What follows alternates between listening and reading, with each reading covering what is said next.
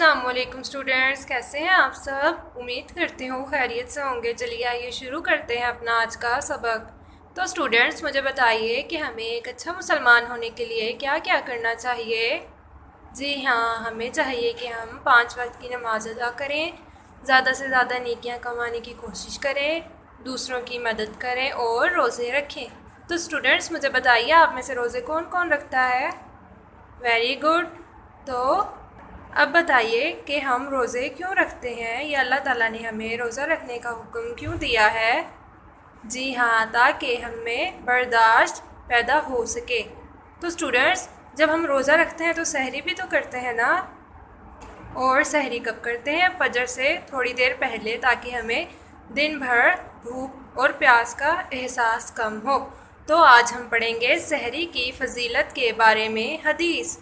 हमारे प्यारे नबी हज़रत मोहम्मद सल्लल्लाहु अलैहि वसल्लम ने फरमाया, अल्लाह और इसके फ़रिश्ते सहरी खाने वालों पर रहमत नाजिल फरमाते हैं।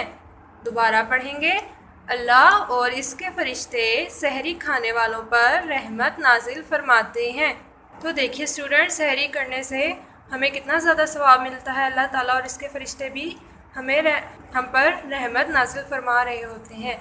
तो स्टूडेंट्स, उम्मीद करती हूँ आपको आज का सबक अच्छा लगा होगा। आप इसी तरह से इस हदीस को 2 से 3 मरतबा दोहराएंगे और अपनी वीडियो बनाकर टीचर को सेंड करेंगे।